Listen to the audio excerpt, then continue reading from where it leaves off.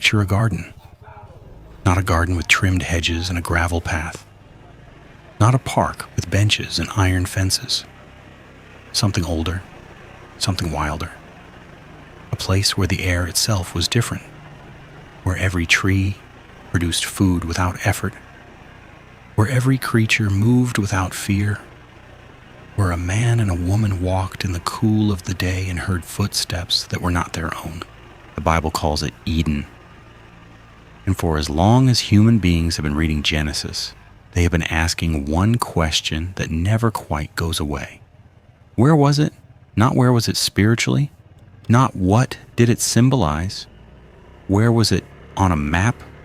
On the ground? Under your feet if you stood in the right place and looked down? That question has pulled archaeologists into the Iraqi desert. It has sent scholars into Ethiopian river valleys. It has driven satellite analysts to scan the floor of the Persian Gulf. And it has never, not once in 3,000 years of searching, produced a definitive answer that everyone agrees on. But here is what most people miss. The Bible does not hide the location. It gives you coordinates. It names 4 rivers. It describes the surrounding land. Genesis chapter 2 reads less like myth and more like a man who has been there, writing down what he saw.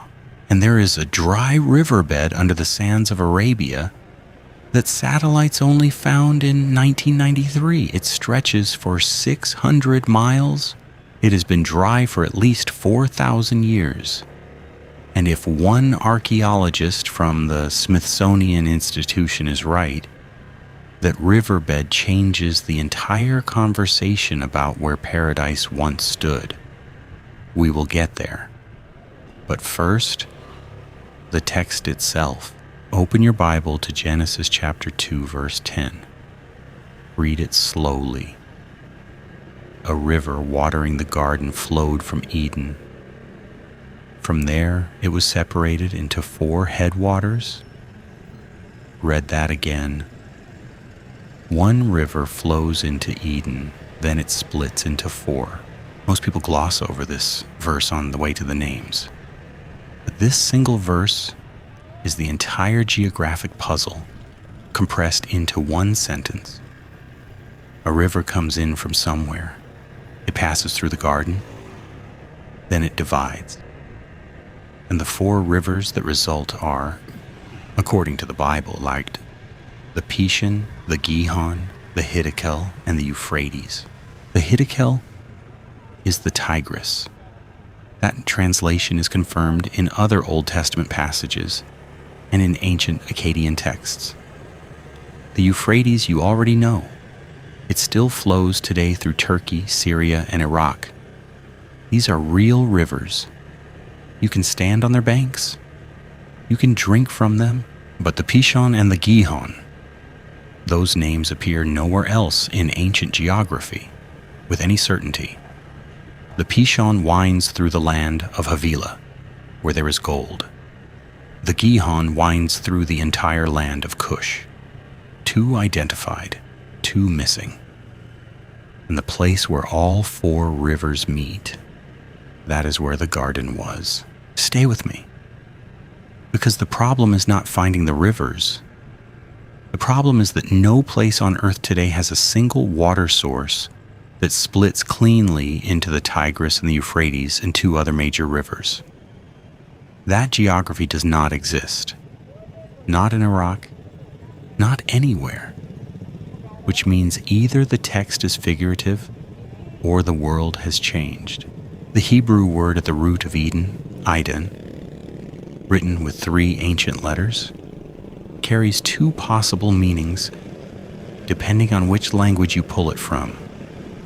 In Hebrew, it means delight or pleasure. This is the word used in the Song of Solomon for the sweetest sensory experiences a human being can have. But there is an older Sumerian word, Eden, that means plain or steppe, a flat open land between rivers. Scholars who work in Mesopotamian texts argue that Genesis is reaching back to that Sumerian geography, not a metaphor, a physical place, a flat plain between rivers in what is now southern Iraq or Kuwait. That matters, because the word itself is pointing somewhere. The first man who wrote seriously about where Eden sat on a map was not a modern scholar. He was a Jewish historian named Josephus, born in Jerusalem in the year 37 AD, who wrote a massive history of the Jewish people for a Roman audience. In his Antiquities of the Jews, Josephus does something remarkable. He tries to match the 4 rivers of Genesis to the 4 great rivers he knows.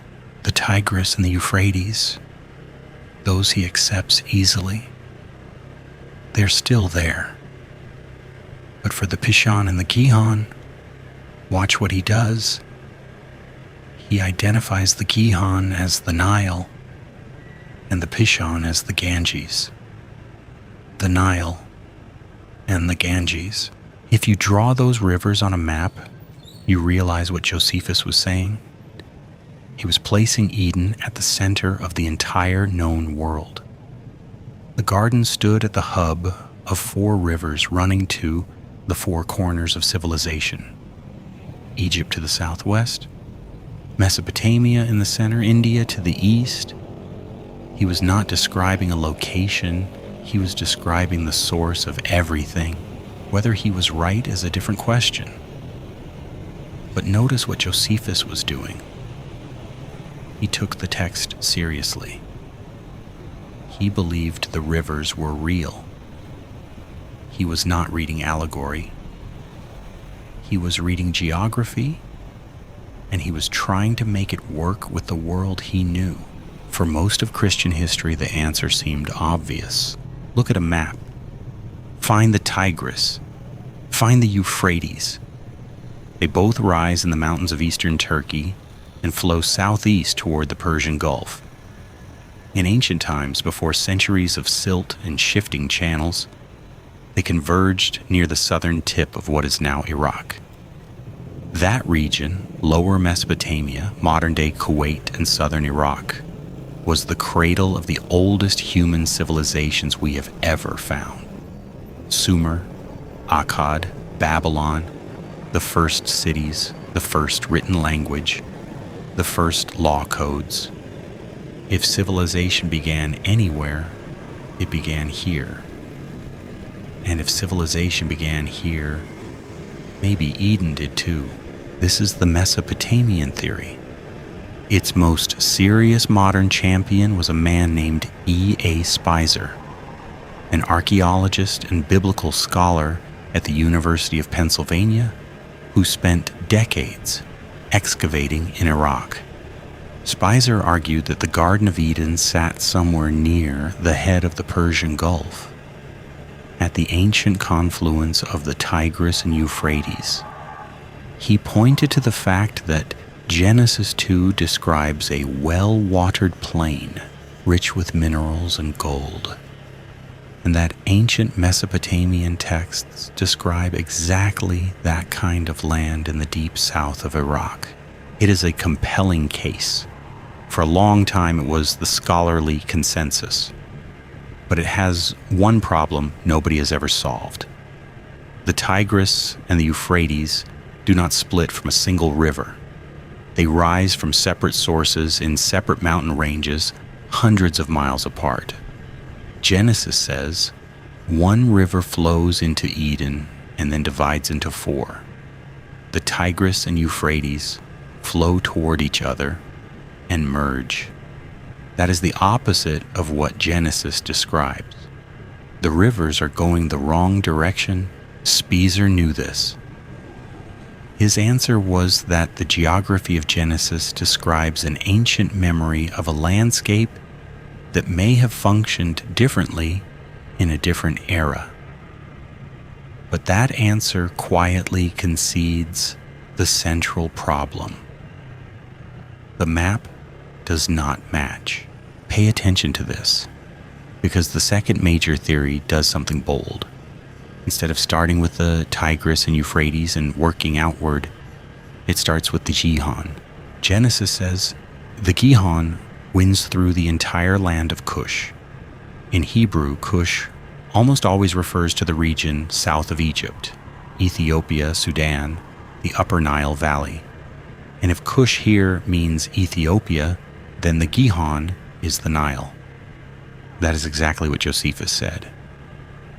And it is what a number of early church fathers said as well, including Ephrem the Syrian, the great theologian and poet of the 4th century who wrote extensive commentaries on Genesis. But Ephrem took it further than geography. He believed Eden existed at an elevation above the physical world, a kind of cosmic mountain from which all rivers descended. The 4 rivers of paradise were not just rivers. They were the origin of all water on earth.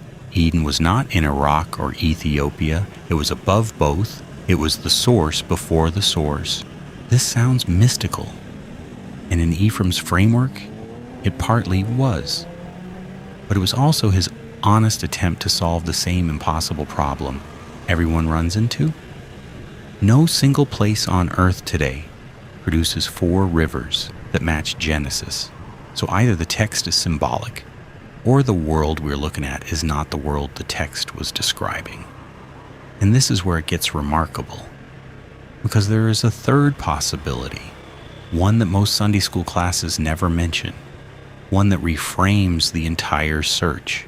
What if the world before Noah's flood was physically different from the world after it? Genesis does not treat the flood as a local event. It treats it as a global restructuring. Water covered the mountains. The fountains of the deep broke open. The windows of heaven poured. Whatever you believe about the historical scope of that event, and serious scholars disagree sharply, the text presents it as a transformation of the earth's surface so complete that the world Noah stepped out onto was not the world Adam had walked in. If that is true, then searching for Eden's rivers on a modern map is like searching for a city buried under a glacier and then drowned under an ocean. The rivers may have existed. The garden may have been real. But the geography that hosted it may be gone. Reshaped, submerged, silted over, erased. Young Earth geologists and mainstream archaeologists rarely agree on anything. But on this point, they arrive at the same uncomfortable conclusion from completely different directions. The pre-flood world and the post-flood world do not share the same geography. The Tigris and Euphrates we know today may simply be rivers named after older rivers, the way European settlers named rivers in America after rivers back home. The Hudson, the New Thames, the names travel. The rivers are new. Hold that thought. Because in 1993, something happened that brought this entire conversation back to life. A geologist named Farouk El-Baz, working with NASA satellite imaging data, published findings about a massive buried river system under the sands of the Arabian Peninsula. The channel ran for more than 600 miles from the mountains of western Saudi Arabia northeast toward Kuwait and the Persian Gulf. It was not visible on the surface.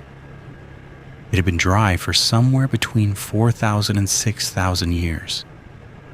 But under the sand, the ancient channel was unmistakable. Wide, deep, once carrying enormous volumes of water. El-Baz called it the Kuwait River. A year later, a Harvard archaeologist named James Sauer read those findings and went very still. He had been studying the land of Havilah for years. Genesis says, the Pishon winds through Havilah. a region associated with gold, with bdellium resin, and with onyx stone. Ancient sources placed Havilah in the Arabian Peninsula. And here, running directly through the region those ancient sources described, was a buried river nobody had known about. A river that had been flowing and then stopped at roughly the same time frame as the earliest chapters of human civilization. Sauer published his proposal in 1996 in the Biblical Archaeology Review. His argument was careful, not sensational. He was not claiming he had found Eden. He was claiming he had likely found the Pishon. And if the Pishon ran through Arabia and emptied into the Persian Gulf, and if the Gihon came from somewhere in the Ethiopian highlands or the Upper Nile system, then the confluence of all four rivers was not in Iraq. It was not in Ethiopia. It was at the bottom of the Persian Gulf itself. 6,000 years ago, the Persian Gulf did not exist. Not the way it exists today, where there is now 300 feet of salt water, where oil tankers move slowly through the haze and the coastlines of Iran and Saudi Arabia face each other across a wide blue channel. There was once dry land, flat, fertile, watered by rivers converging from four directions. We know this because sea levels at the end of the last ice age were dramatically lower than they are now. As the glaciers melted, the oceans rose. Slowly at first, then faster.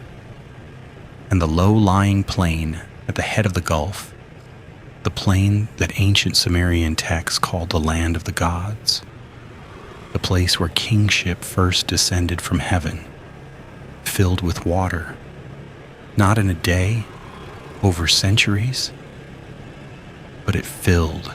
Juris Zarins was an archaeologist who had spent years excavating in Saudi Arabia and studying the ancient settlements ringing the Persian Gulf.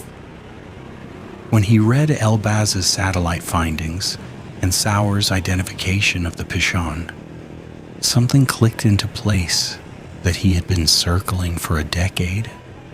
He proposed this. The Garden of Eden was located on the floor of what is now the Persian Gulf, specifically at the point where four rivers once converged: the Tigris, the Euphrates, the ancient Kuwait River running up from Arabia, and a fourth river from the Zagros Mountains of Iran as a candidate for the Gihon. All four rivers flowing into a central plain, a well-watered lowland, rich with minerals, adjacent to the gold-bearing regions of Arabia, surrounded by the oldest human settlements on Earth. And then, beginning around 5000 BC, the sea came in, and paradise, if it was there, went under. Zarins published his hypothesis in the Smithsonian Magazine in 1987, before the satellite data even confirmed the Kuwait River. When Elbaz's findings came out 6 years later, they fit his model almost perfectly. The hypothesis got attention that is rare in academic archaeology, and then, as these things go, it slowly receded back into the journals. But here's the part nobody tells you. Zarins was never proven wrong. His hypothesis has not been refuted. It has simply not been confirmed, because confirming it would require underwater excavation in the Persian Gulf at depths that make systematic archaeology nearly impossible. The evidence that would settle this question is sitting under 300 feet of water and 6,000 years of sediment. We may never know, and here's where you have to sit with something uncomfortable. Every theory runs into the same wall. Mesopotamia, rivers going the wrong direction. Ethiopia and the Nile, too far from the Tigris and Euphrates to share a single source. Ephrem's cosmic mountain, beautiful but beyond proof. Zarins' Persian Gulf floor, geographically coherent, archaeologically unreachable.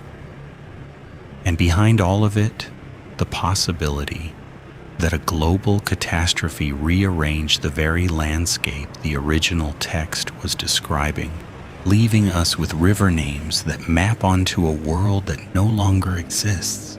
You are not failing to find Eden because the text is vague. You are failing to find Eden because finding it may simply be beyond what any living person can do. The ancient rabbis had a word for this category of knowledge: nistar, hidden things, things that belong to God and not yet to man.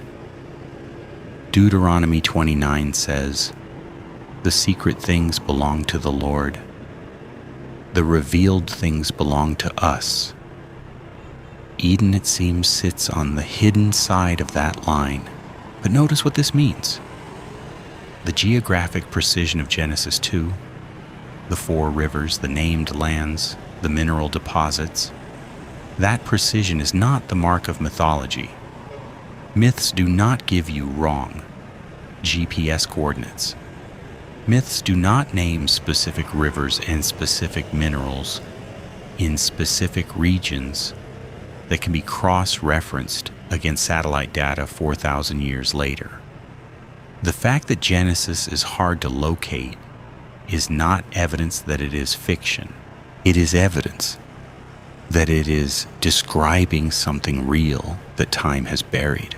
Now watch what happens next, because there is a thread that runs from Genesis 2 all the way to the last 2 chapters of the Bible. And if you follow it, the geography question transforms into something far larger than a map coordinate. In Genesis 2, God plants a garden. He places a man inside it. He walks in it in the cool of the day. It is the first home, the first place where heaven and earth touched without distance between them. In Genesis 3, the man and the woman are sent out. But the garden does not disappear. It is sealed. Cherubim with a flaming sword guard the entrance. Eden still exists after the expulsion. It is not destroyed. It is closed. And then, through every page of every book in between, the whole of Scripture becomes the story of God working to reopen what was closed. The tabernacle in the wilderness, built with the same acacia wood, the same gold, the same onyx stones described in Genesis 2. It was a portable Eden. The temple in Jerusalem with its carved palm trees and open flowers and the presence of God in the innermost room. It was Eden rebuilt in stone. And when the prophet Ezekiel wanted to describe the Prince of Tyre in his glory, he reached for one image above all others. "You were in Eden," he wrote, "the garden of God." Eden was never just a location. It was a condition. The condition of being near God without a barrier between you. And this is where the 3,000-year search for a garden on a map becomes something personal to you. Because Revelation chapter 22 describes a city, the New Jerusalem coming down from heaven. And in the middle of that city, down the center of its main street, runs a river, clear as crystal, flowing from the throne of God. And on both sides of that river grow trees, 12 kinds of fruit, leaves for the healing of the nations. One river, trees on both sides, the presence of God, no barrier, no flaming sword. You have read that description before. You read it in Genesis 2. The last chapter of the Bible is the first chapter of the Bible. The garden that was lost is the garden that is coming. And every person who has ever looked at a map and wondered where paradise was, every archaeologist who pulled satellite data, and every rabbi who studied the Hebrew, and every scholar who spent years in the Iraqi desert, they were all, without quite knowing it, homesick. You were made for a garden. That longing you feel when you stand somewhere beautiful, somewhere quiet, somewhere the light comes through trees at a certain angle, and the air smells like water. That longing is not random. It is memory, ancient memory, written into the human frame before you were born. The garden is gone, for now, but the last book of the Bible does not end with a search. It ends with an arrival. Come, says the Spirit. Come, says the bride. And the river runs clear, and the trees bear fruit, and the one who walked in the garden in the cool of the day, he is there. You will find it. Not on a map. Not under 300 feet of water in the Persian Gulf. But you will find it. 3 things to carry with you. First, the geographic details in Genesis 2 are precise enough to generate serious archaeological hypotheses tested against satellite data. Whatever you believe about the age of the earth or the scope of the flood, the text is not behaving like mythology. It is behaving like memory. Second, the most honest answer to where Eden was is, we do not know and we may not be able to know. The pre-flood world, the rising Persian Gulf, 4,000 years of silence. The evidence may be permanently beyond our reach. Sit with that honestly, instead of forcing a certainty in either direction. Third, and this is the one that matters most, the Bible is not primarily interested in where the garden was. It is interested in how you get back. Every river, every tree, every cherubim with a flaming sword is pointing forward to a city with a river down its center and trees on every side and a throne at the source. The search for Eden is not a geography project. It is a homecoming. If this opened to something in you today, if you have never seen that the whole Bible is one story about one garden lost and then found, sit with that. The same book that names 4 rivers and describes the land of Havilah also describes the road back. And that road is worth your entire life. For 3,000 years, people have been looking for paradise on the ground. The ground is not where it ended up.